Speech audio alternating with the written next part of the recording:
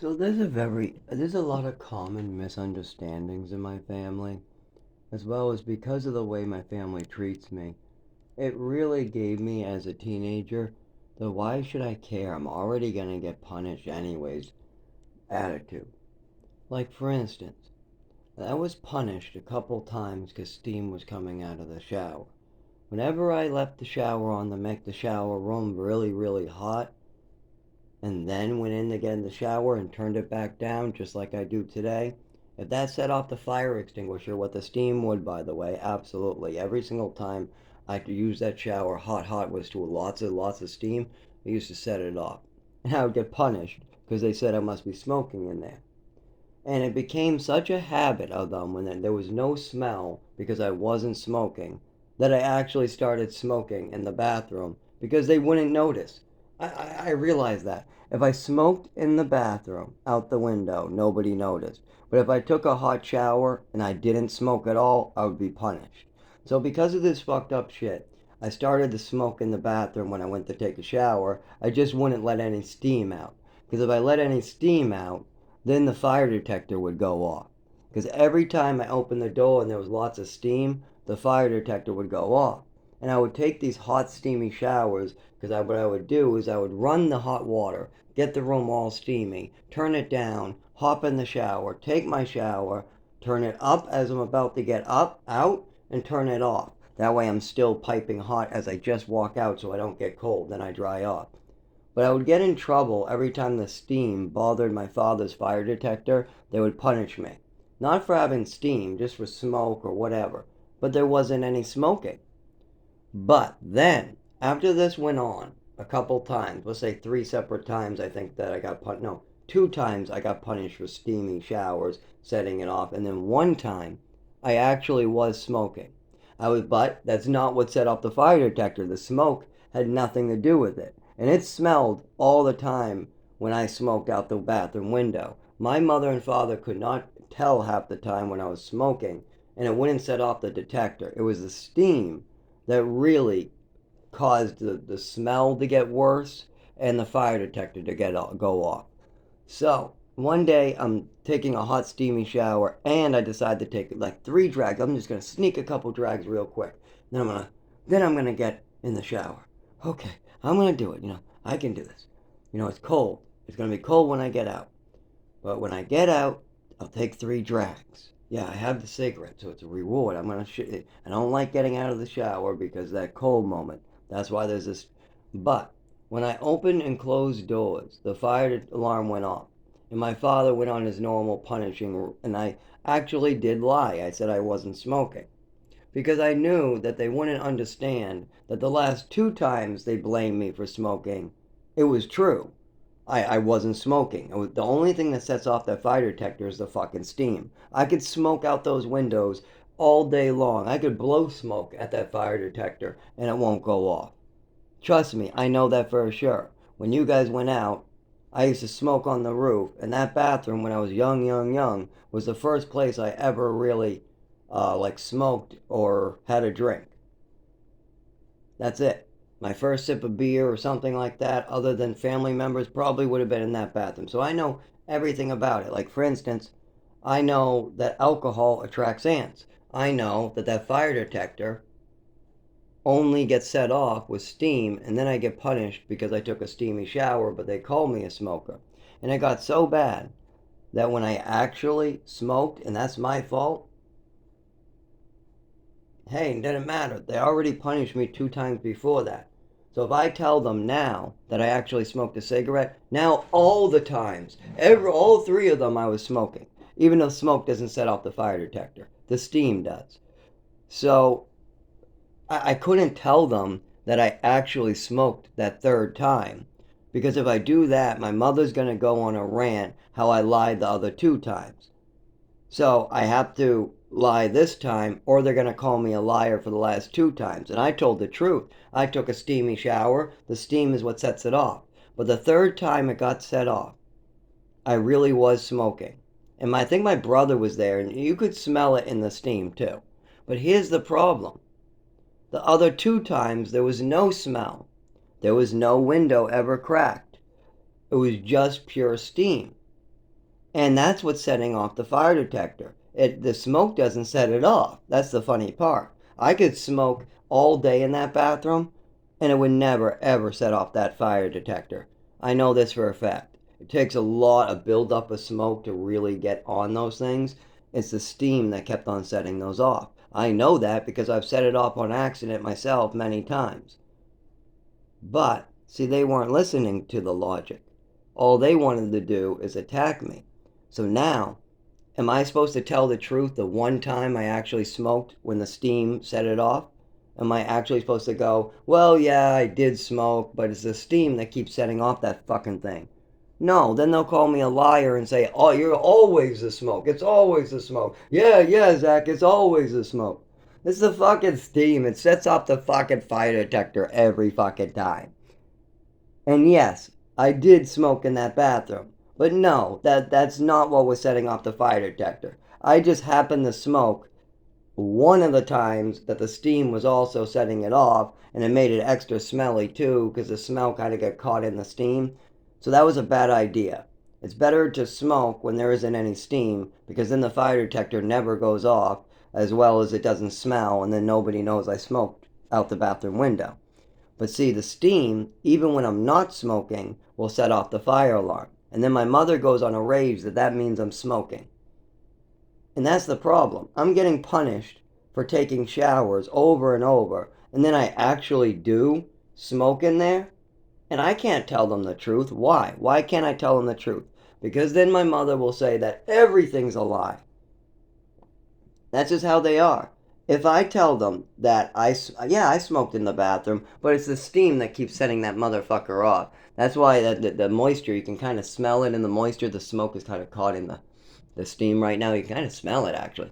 Yeah, it's caught in the moisture. But yeah, that steam keeps on setting that motherfucker off every time. Every time it leaks out the doorway and goes right up to it. Blocks the laser light and bang, bang, bang. Every single time. It's been doing this on years. But instead, if I have that conversation with them, then they say, no, no, it's smoke. No, no, it's smoke. All those other times, it's always smoke. You can't talk to people like that. You can't tell them the truth half the time, because when you try to do it, they come up with fantasies and they twist the truth around to fit their purposes. And that's what makes it hard with my family. Really hard. Because I'm just spitting out the truth. And then they're like, no, no, no, that means something else. And that means this. And that means that. And that means this. And that means that. And they just come up with all these ideas that they don't understand because they don't want to understand. Or they haven't been paying attention to other people's behaviors. Or, like for steam for the shower, you've already blamed me twice just for steam. And on the third time, I actually did something wrong. I smoked in the shower and the steam. But instead of me being honest and you guys having an honest type of personality and not getting fucking loony with the stories, I know if I tell you that yes, I smoked, but it's the steam that keeps setting that thing off, you're gonna say that every single time it's ever steamy, I'm smoking. So I can't say that. Because if I tell you the truth, then I'll get blamed for stuff I didn't do all the fucking time. So I cannot let you guys blame me for made up stories all the time. So I can't tell you, be like, yeah, I smoked a cigarette in there while it was really steamy, but the steam set it off once again. And that's why you probably smell it more as the smoke got caught in the steam. I can't have those conversations with them because they won't keep a level head, they won't use logic, they won't ask questions, and they don't try to take the information I'm giving them. They don't try to understand it, they don't try to get the point. Instead, they take one bit and they pick it apart until it's a whole new mess of you're evil, you're bad, you're a liar, they're this means this, and that means that. Whatever fits them, their image, their agenda. Their agenda of Zach is evil, liar, and he's just immature, and he's out to get us, and he just wants to complain about us. He's just, he's out to get us. He complains about us. No, I'm not. This is what happened. We're already over that, but when you went to the doctors and you did this with Social Security, you told the state and people these stories. It wasn't like this was within the family. If mother acted crazy in the family with no meds, no state, and you didn't get any money, no Social Security, and you didn't move me around the state, and if I got a regular education, you kept me in some shitty school, but at least it was a school. If you did those things, then we wouldn't be here now needing you to clear out some bullshit. But instead, my father wants to double down on murdering me with his choices, cutting off doctors, cutting off work, cutting off every avenue that I would need. I keep on getting told, well, there's something wrong with you. You need to get looked at first. Or, oh, well, you need to be able to do this. If you can't do this, then you're going to have to leave. Stuff like that. Like you're trying to use a shelter and then being told to leave because your disability is too severe and you don't have any paperwork. And you tell them that it's your disability doing this to your legs, where you're having trouble really moving them, and you're moving slow, or you might fall to the side and have to catch yourself real quick from a flashing light. You might even seize and crouch in the middle of nowhere and be like, what the hell's going on with you? And so when that happens, sometimes they go, well, stop it or you're going to have to go. And if you have a disability, I can't just cure my disability unless I go to the doctors and then I can get treatment. But my father has been cutting off treatment for 25 years on purpose. Now, at first, I don't think he understood what he was doing, but now I think he fully understands what he's doing and how childish and dangerous his words and his actions are to me and my family. I mean, when you tell doctors of somebody else stories that will cut off funding to the treatments they need, yeah, that's pretty fucked up, I would think. But that's only the beginning of the fucked up shit. Now, my mother's she's the one to blame. She is. She did these things. The state and people will blame the doctors. But if my father keeps running and not working with me with it, the state and everybody else will hold him just responsible for my death as her.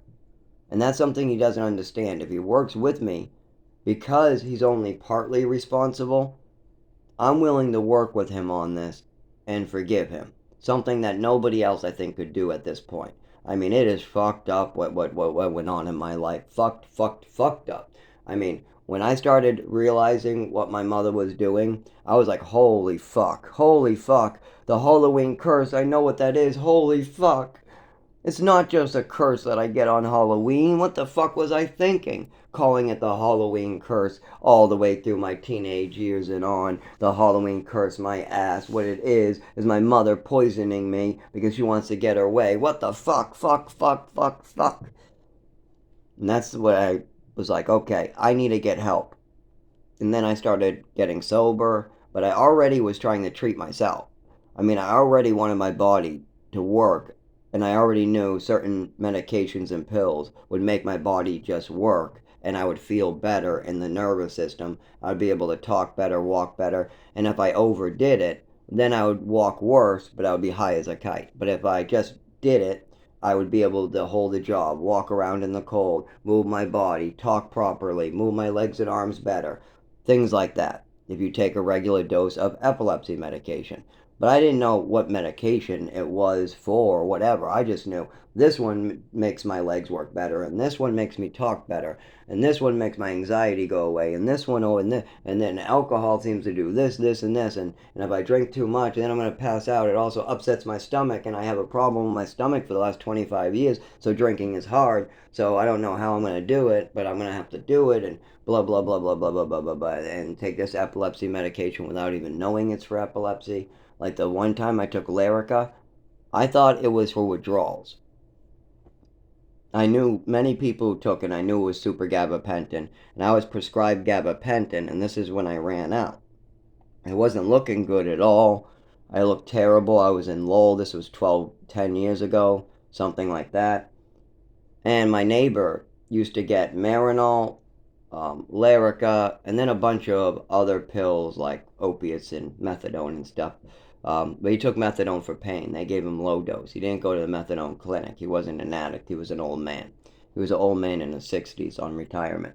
But anyways, he used to come over and he liked me. He used to have me come over and clean his house too. He wasn't one of my clients, but he actually asked me to come move in with him one time too, and I never did. Anyways, this guy came over and he saw me looking pretty bad, but I'm ready to go out. And I'm not sure how I'm going to walk on my legs and my body. He goes, you just don't look good. You're pale. You look sick.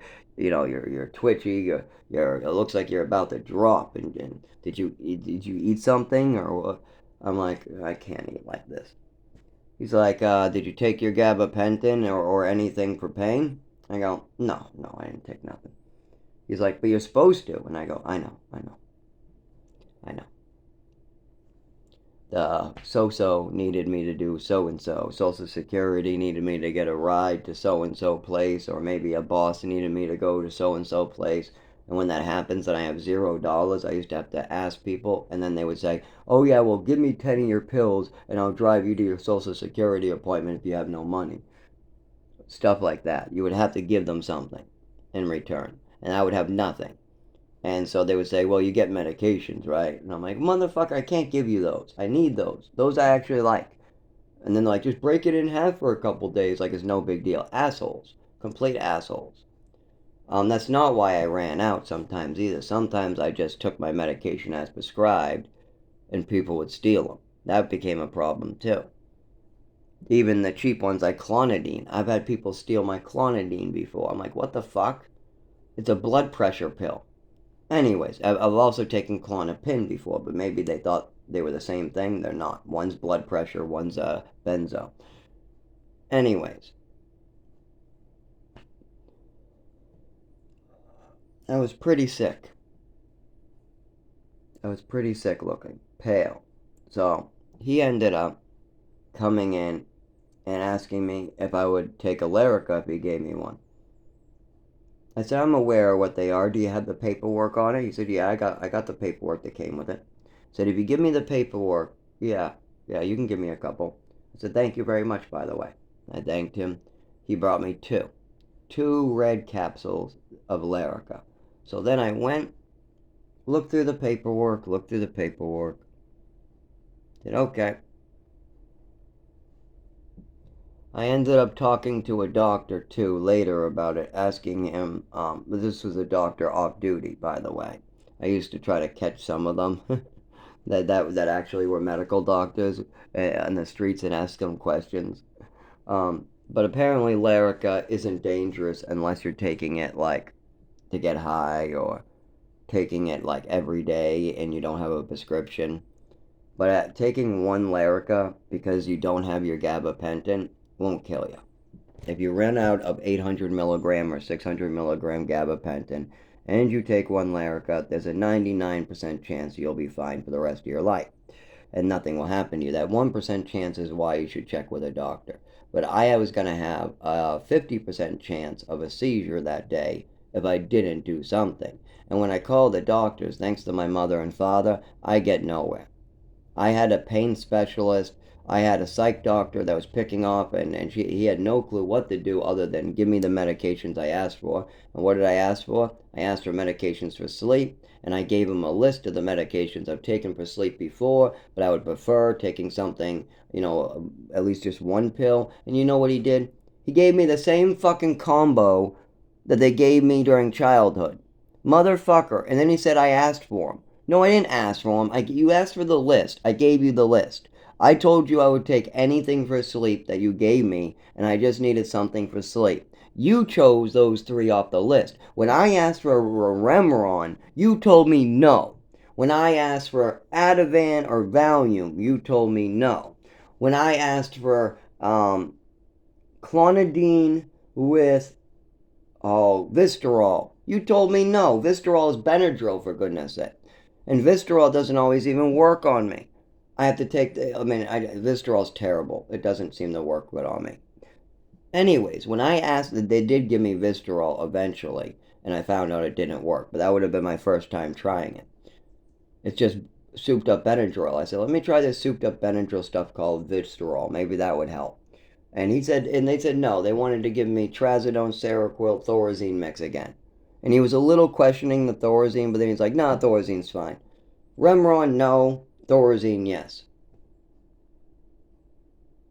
Not Remeron. Yeah, Remeron. Yeah, Remeron. That's the one that I actually don't mind too much, but I still don't like that one. If I have to take anything, Benadryl, melatonin, CBD type products, CBN is great. Ativan or Valium as a PRN, because if I do take those, I want to save them for the epilepsy type stuff. There's so much good medications I could take that would be safe and effective for me. But the doctors will never give me any medication that actually makes a difference in my life.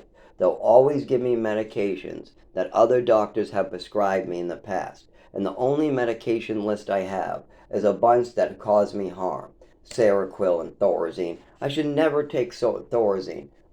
Lithium made me sicken. There was other meds that also dropped my white blood count and made it so my white blood counts weren't working. You got my mother slipping me pills. Who knows what else is wrong with me? Well, I do know what I've told here.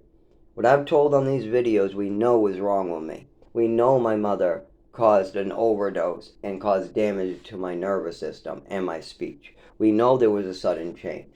We know this. We know my mother was trying to cover up that as soon as she realized what was going on. I could see it in her. I didn't know what you called it. I didn't know what was going on at the time. But I do have what they call hindsight. Hindsight is 2020.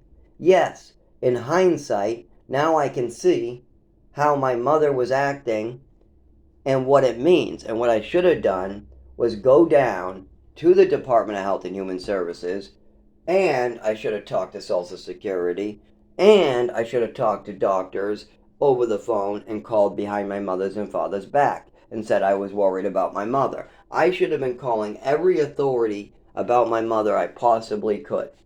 She was acting insanely mentally ill, and my father never, ever did anything about it, and instead projects it onto me like somehow I was mentally ill for winning a medal or for playing with a match like a normal kid or for something like that, or I'm a storyteller all the time, or I'm always lying because my mother always has a lie or a story about me, and I go, no, no, that's not what happened. No, no, that's not what happened. No, no, this is what happened. And I try to explain difficult things, and I'm put in difficult situations like I just described earlier.